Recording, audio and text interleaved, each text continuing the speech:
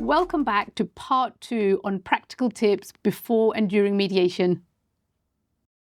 Do you highlight any red flags to the other side when if obviously you have to keep that information confidential that the parties revealed to you, but how do you then convey that to the other side? I mean, how do you convey those red flags? If there are red flags, and I'm saying to one party, look, if this is an issue, we need to tell the other side because it's a relevant factor.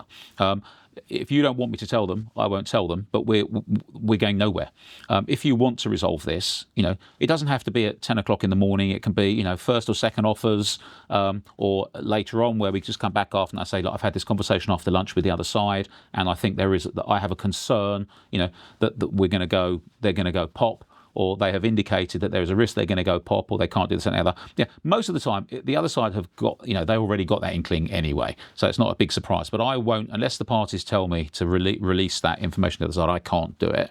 But I may press you, because ultimately, what have you got to lose? If you're at the mediation and you don't settle this mediation, you're going to litigate.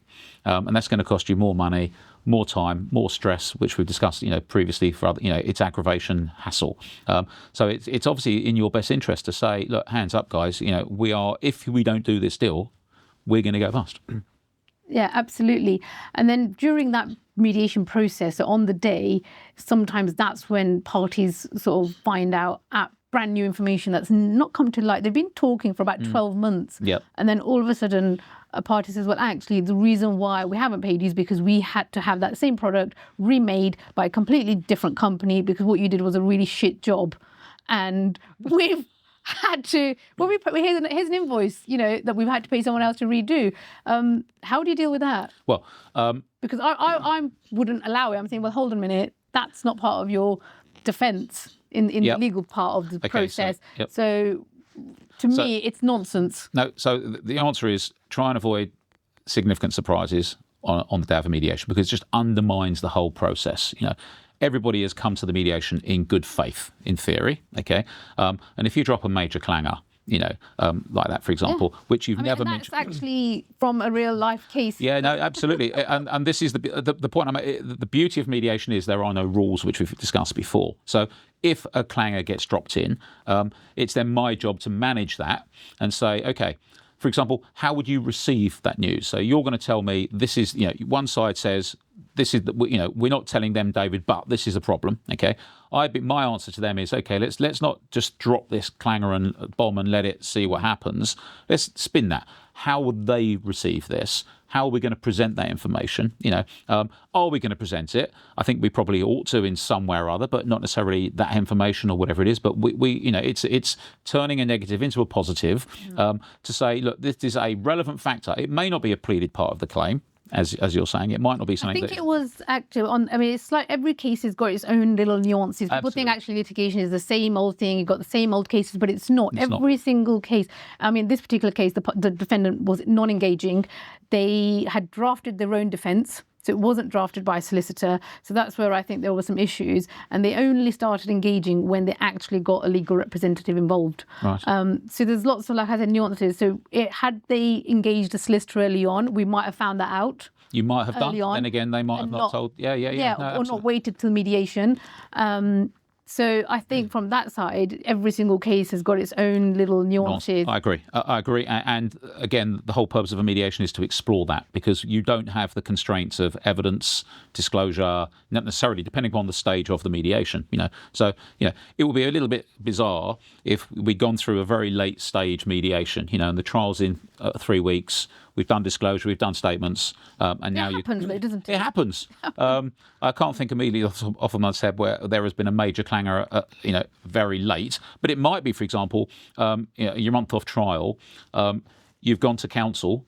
Counsel's looked at the papers and said, "Did you think about this? Yeah, what about that?" And then you suddenly, and both sides may have that situation because both sides have now gone to counsel and the counsel said, "Oops." And that might be, a clanger that gets thrown in, be that evidential, be that legal, be it, procedural, practical, whatever. But again, turn the negative into a positive and say, okay, look, we are where we are. Okay, we're not at trial. We haven't got to worry about the constraints. if we're going to try and get this deal over the line, you've got to let me tell the other side, and let's discuss how we do that. And put that to them then. What's the worst reaction you've ever received from a party where you've sort of, given them a piece of information that they've never seen before? Well, nothing specific jumps to mind, but people will obviously. Not me shouting, saying no. No, well, I think probably what you'll get the lawyers or the other side saying where's that come from? I've never heard that before. We've been doing this for, as you were saying, we're doing this for a year. No one's ever mentioned it. It's never been said. Where's that come from? They're just making up. They're lying. They're coming up for excuses. But it just gives bad faith if you don't fess up in some way or other. But it's how you manage that. It's all things. Manage expectations. My point is, how would you receive that news? Not well, and therefore, how are we going to present that news? Do I mention it? Do I sort of do it over a couple of discussions? Do I pop in once and say this might be going on? Let me come back, and then come back in again, so that I'm building up a picture of a problem as opposed to dropping it on your lap in the first instance. So there's loads of ways to do it. But your most practical advice is avoid anything disastrous appearing on the day of mediation. Try and see if you can find as much information out pre-mediation. I think that's right. And the further down the line the claim is, the worse it is if you suddenly have a surprise. And that's a whole other world about amending pleadings and all that kind of stuff. Amending pleadings and everything else. Yeah. But if it's early days, and we've done a separate podcast on how to prepare early. If you prepare and you understand these issues, you've got to mitigate the risks in terms of deal with the risk. But that's the fun. And that's what I love about the whole mediation process. It's interesting. It's interesting. You never know what's going to happen. And like you said, it doesn't actually ever get boring for you. It doesn't get boring for me. I don't think it gets boring for the parties. I think the mediations I've done, you've done, they're fun, aren't they? They are fun, and actually the parties have learned something from the process, and they appreciate the process, and know they don't want to go through a dispute ever again, really, if they can help it. And it's the beauty of the whole thing of mediation is it's a resolution. It's a commercial resolution. So you've got your clanger, you've got your surprise, you've got the expert evidence who's just come in today that says it's not black, it's white, or whatever it is. Or actually the evidence doesn't pan out that way, or that wasn't a copyright issue, or it wasn't, the shareholders agreement doesn't actually say that. We've got a signed version that is older or younger or whatever that is. So you've got to deal with it. So that's the beauty of the flexibility of mediation. And we're going to leave it there. Thank you so much, David. And again, thank you to all our listeners, to our viewers for tuning in. And we'll be back with another episode with an actual Q&A from our viewers. So thank you. Thanks very much. Thank you for listening. This podcast was brought to you by Right Here Creative, a video creative agency based in Oxfordshire. Check them out at rightherecreative.co.uk.